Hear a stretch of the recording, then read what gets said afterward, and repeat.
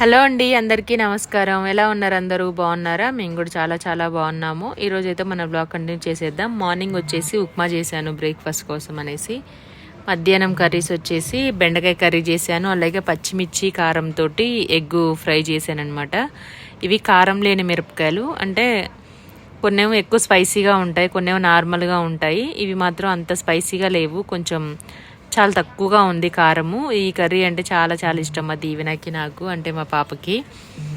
అందుకనేసి నేను ఈరోజు ఈ కర్రీ చేస్తున్నాను. కొంచెం ఆయిల్ ఎక్కువగా పడుతుంది దీనికి రెగ్యులర్ కర్రీస్ కంటే. ఎగ్స్ అయితే మనకు నచ్చినన్ని వేసుకోవచ్చు, టేస్ట్ చాలా బాగుంటుంది. ఎప్పుడు తినని వాళ్ళైతే కొంచెం కారం లేని మిరపకాయలతోటి ట్రై చేయండి. కొన్ని ఎక్కువ స్పైసీగా ఉంది, దాంతోనే అస్సలు తినలేము. ఇది కొంచెం లైట్గానే ఉంటుంది కారం, అందుకనేసి నేను వీటితో ట్రై చేశాను. మన చట్నీ కానీ పోపులో కానీ వేసినప్పుడు, పచ్చడి చేసినప్పుడు కూడా తెలుస్తుంది కదా కారం ఉంటుందా లేదా అనేసి. అలాంటి మిర్చితో ట్రై చేయండి, కారం ఉన్న వాటితో మాత్రం ట్రై చేయకూడదు. ఇక్కడ వచ్చేసి బెండకాయలు అయితే నేను కర్రీ చేసేస్తున్నాను. ఫస్ట్ అయితే ఆనియన్స్ పచ్చిమిర్చి వేసేసాను, కొంచెం పసుపు కూడా వేసాను. బెండకాయలు వేయగానే కొంచెం లైట్గా ఉప్పు వేస్తే మనకి జిగురు అనేది లేకుండా తొందరగా ఉడికిపోతాయి అన్నమాట. సాల్ట్ నేను 2-3 సార్లు వేస్తున్నాను, అంత సాల్ట్ అంటున్నా చాలామంది. అది చాలా చిన్న స్పూను, ఐస్ క్రీమ్ స్పూన్ ఉంటుంది కదా పింక్ది, అదనమాట. దాంతో నిండా కూడా తీసుకోను, కాకపోతే అంటే అది వెయ్యాలని అంతే, కానీ దాంతో మెజర్మెంట్గా అట్లా ఏం వేయను. నాకు అంటే కరెక్ట్ కొలతలతోటి మెజర్మెంట్స్ తోటి అట్లా చెయ్యను నేను వంటలు. ఉప్పు కారాలు మాత్రం అలా చేయను అనమాట, అందాదుగా వేసేస్తాను. ఎందుకంటే రెగ్యులర్గా చేస్తూ ఉంటాం కాబట్టి మనకు ఎంత చేస్తామో, మన ఇంట్లో వాళ్ళు ఎంత స్పైసీ సాల్ట్ తింటారో మనకు అర్థమవుతుంది కదా. అందుకనేసి నేను అట్లా నార్మల్గానే చేసేస్తూ ఉంటాను. ఇక్కడ వచ్చేసి ఇంకా పచ్చిమిర్చి ఎగ్ కర్రీ కోసం చేస్తున్నాను. ఫస్ట్ ఆయిల్ యాడ్ చేసుకొని ఒక పెద్ద సైజు ఉల్లిపాయ తీసుకొని చిన్న ముక్కలు కట్ చేసుకోవాలి. అది కొంచెం ఫ్రై అయిన తర్వాత దాంట్లోనే 1 స్పూన్ అల్లం వెల్లుల్లి పేస్ట్, కొంచెం 1/4 టీ స్పూన్ పసుపు వేసేసుకొని బాగా మిక్స్ చేసుకోవాలి. స్టవ్ సిమ్లో ఉంచుకొని మనం కొంచెం కోర్స్గా గ్రైండ్ చేసుకున్న పచ్చిమిర్చి పేస్ట్ అయితే యాడ్ చేసుకోవాలన్నమాట. నేను బెండకాయలో కూడా అదే పచ్చిమిర్చి పేస్ట్ వేశాను. కావాలంటే తాలింపులో కూడా ముక్కల్లా కట్ చేసుకొని వేసుకోవచ్చు పచ్చిమిర్చి ముక్కలు. ఎట్లాగో మిక్సీ చేస్తున్నా కదా అనేసి బెండకాయలో కూడా మామూలుగా పచ్చికారమే వేశాను. నాకు చాలా ఇష్టం ఇలా చేస్తే. వంకాయలో కానీ బెండకాయలో కానీ సొరకాయలో కానీ పచ్చికారం వేస్తే చాలా చాలా బాగుంటుంది కర్రీ. అంటే అందరికీ నచ్చకపోవచ్చు, నాకైతే అలాగే ఇష్టం అనమాట. గోంగూరలో కూడా చాలా బాగుంటుంది. ఇక్కడ వచ్చేసి ఇంకా పచ్చిమిర్చి అయితే మగ్గేంత వరకు సిమ్లోనే ఉంచుకొని మూత పెట్టేసి ఆయిల్ పైకి వచ్చేంత వరకు ఉడికించేసుకోవాలి.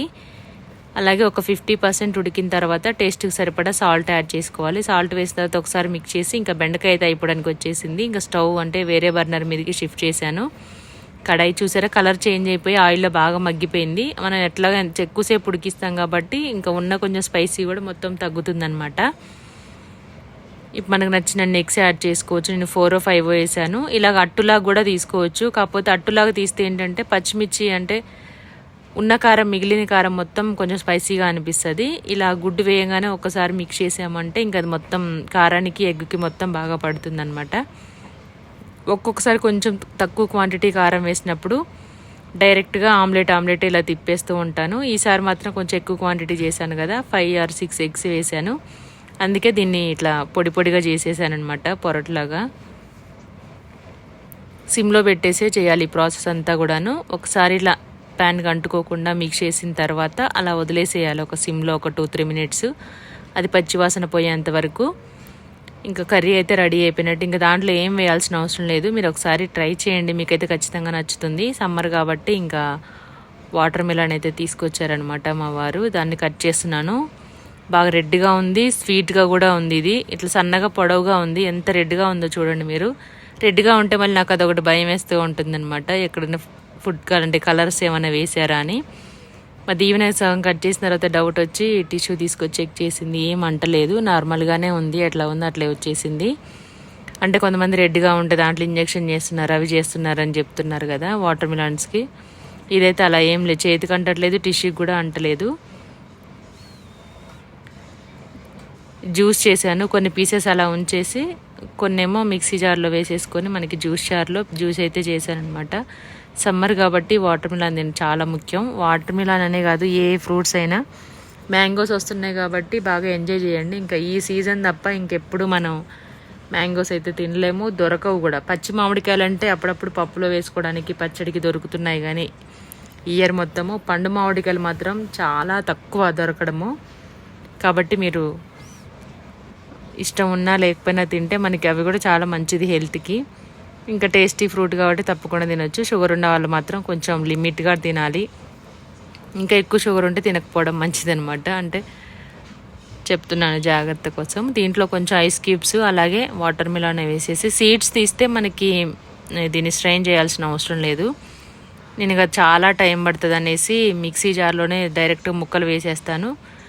పిల్లలు కొంతమంది అంటే మా దీవెన హనీ వేసుకొని తాగేస్తుంది. మా దీవెన బాబు అయితే కొంచెం షుగర్ వేయాలి వాడికి. నేనైతే ఊరికనే తాగేస్తాను. ఏ ఫ్రూట్లో కూడా షుగర్ యాడ్ చేసుకొని జ్యూస్లలో నాకు ఇష్టం ఉండదు అసలు. యాక్చువల్గా ఫ్రూట్ తినడమే నాకు ఎక్కువ ఇష్టము. ఇంకా పిల్లలకి కాబట్టి వాళ్ళు తినమని ఇస్తే తినరు. కొన్ని మాత్రం ఒలిచిస్తే పొమోగ్రానైట్ అలాంటివి తింటారు, కానీ ఇలాంటివి కూడా కొంచెం బద్ధకం వేస్తుంది అనమాట కొన్ని ఫ్రూట్స్కి. అలా జ్యూస్ చేసి కొంచెం ఐస్ క్యూబ్స్ వేసి షుగర్ వేస్తే కొంచెం ఇష్టంగా తాగుతారు, తింటారు కాబట్టి ఇంకా అలా చేయడం.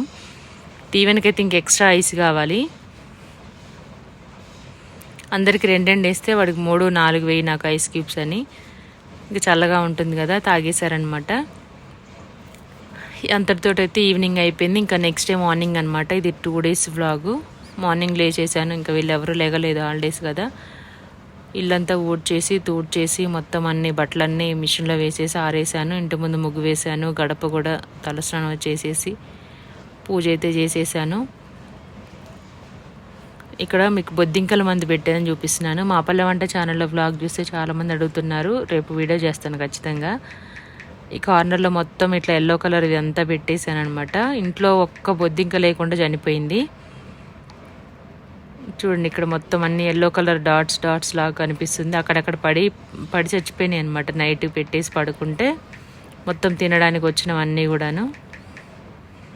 ఒక 2 daysలోనే మొత్తం బెడ్రూమ్లో కానీ, కిచెన్లో కానీ, హాల్లో కానీ, బాల్కనీలో కానీ ఎక్కడైనా అసలు ఒక్కటి కూడా కనిపించట్లేదు. ఇప్పుడు నాకు చాలా హ్యాపీగా ఉంది. అవి తిరుగుతూ ఉంటే ఏదైనా ఫుడ్ తినాలన్నా అస్సలు తినబుద్ధి అయ్యేది కాదు.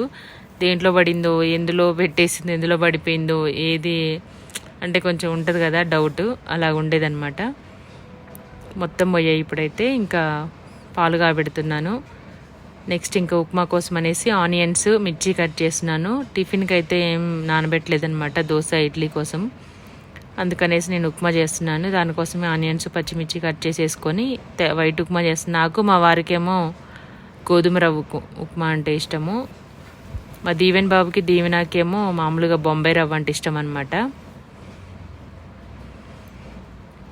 నాకైతే ఎక్కువ ఇష్టం ఉండదు బొంబాయి రవ్వ. గోధుమ రవ్వ అంటేనే ఇష్టము. 2 పూట్ల 3 పూట్ల అయినా తినేస్తాను. కాకపోతే ఇంకా తప్పదనమాట, పిల్లలకి అది కావాలి కాబట్టి 2 చేయలేము. అందుకే ఇచ్చేసాను. అసలు ఉప్మా అంటేనే ఇష్టం ఉండదు దీవెనకి, మా పాపకి.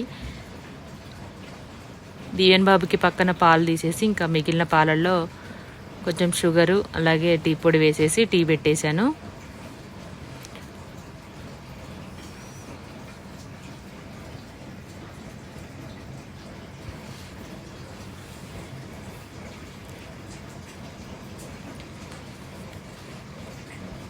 రెండు చేతులు కాకుండా ఒక 4-5 చేతులు ఉంటే బాగుండు అనిపిస్తుంది పొద్దున్నే. ఇప్పుడంటే హాలిడేస్ కాబట్టి నెమ్మదిగా లేచి, నెమ్మదిగా టిఫిన్ చేసి, నెమ్మదిగా వంట చేసుకొని తిని అలా సరిపోతుంది. కానీ ఇంకా స్కూల్ స్టార్ట్ అయితే మాత్రము ఇట్లా అలవాటు అయిపోయిన తర్వాత కొంచెం లేటుగా లేగడం ప్రశాంతంగాని.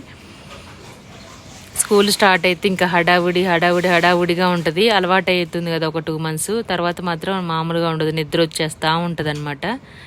ఇంకా అప్పుడు మాత్రం తప్పదు. ఎందుకంటే పిల్లలు ఇంట్లో ఉంటే గోల్ చేస్తూ ఉంటారు. ఇంకా అల్లరి ఎక్కువ చేసే పిల్లలు అయితే మాత్రం ఇంకా తట్టుకోలేమన్నమాట.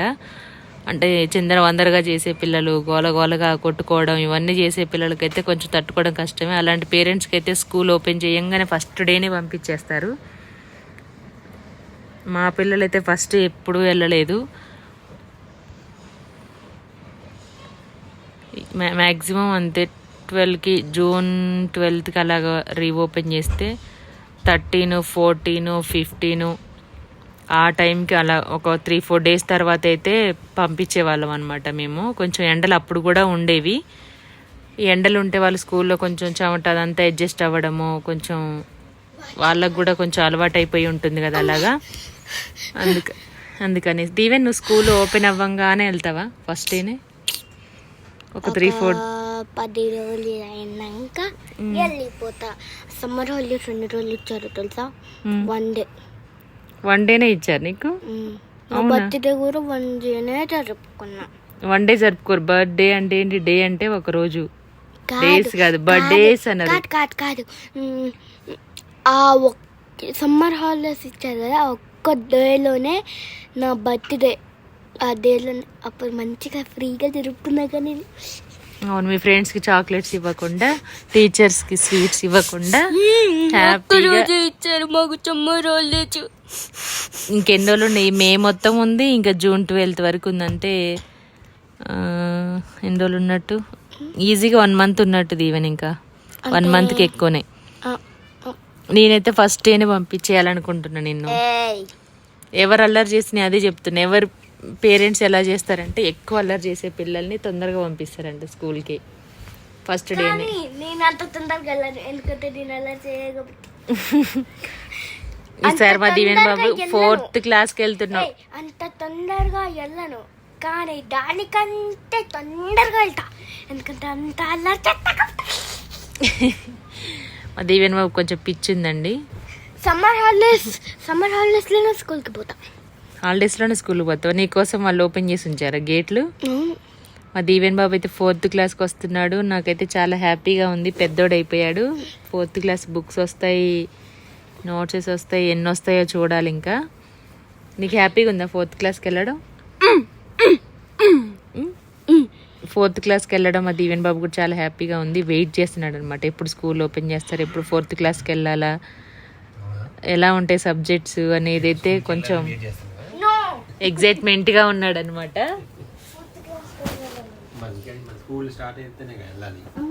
అమ్మో లేదు, మీ ఫ్రెండ్స్ని అయితే బాగా మిస్ అవుతున్నాడు దీవెన్. ఫ్రెండ్స్ని మిస్ అవుతున్నావా? ఏ ఫ్రెండ్ మిస్ అవుతున్నావు బాగా?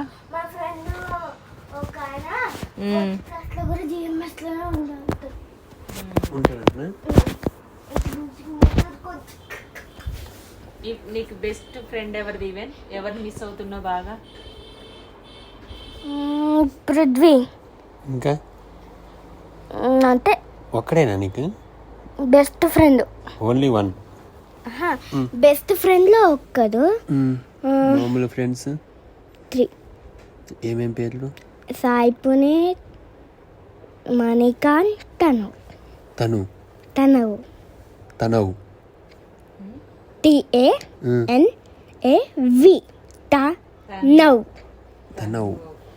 తనవే. డిఫరెంట్ ఉంది పేరు, వెరైటీగా. అందరికి స్పెల్లింగ్ రాదు. గర్ల్స్ లో మరి మాట్లాడుకోరా? మాట్లాడుకోవడం అంటే ఏదైనా అవసరం ఉంటే. అసలు మా క్లాస్ లో గర్ల్స్ ఉన్నారా అని మాకు తెలియదు, బాయ్స్ కి. నేను మొన్న కిందికి నువ్వు తీసుకోవడానికి వచ్చినప్పుడు ఒక అమ్మాయి, ఒక పాప నీకు దీవెన్ బాయ్ బాయ్ అని చెప్తుంది. మా క్లాస్ లీడర్ తెలుసా? అసలు అమ్మాయిలు ఉన్నదో కూడా తెలియదన్నావు. క్లాస్ లీడర్ లీడ్ చేస్తారు కదా, అప్పుడు అందరు పండుకుంటారు, కానీ నేను చూస్తా. ఎందుకు చూస్తావు నువ్వు? ఎందుకు చూస్తా అంటే అప్పుడు నాకు నిద్ర రాదు. క్లాస్ లో ఎవరు అనుకుంటారా? అందరూ ఎందుకు పడుకుంటారు? ఏమో వాళ్ళకి ధైర్యం. ధైర్యం ఉంది, నీకు లేదు ధైర్యం. అమ్మాయి అయితే నీకు తెలుసు కదా. నాకే తెలుసు. లీడర్ అన్నావు కదా, లీడ్ చేసేది. లీడర్ అని తెలుసు, కానీ పేరు తెలియదు. అవునా?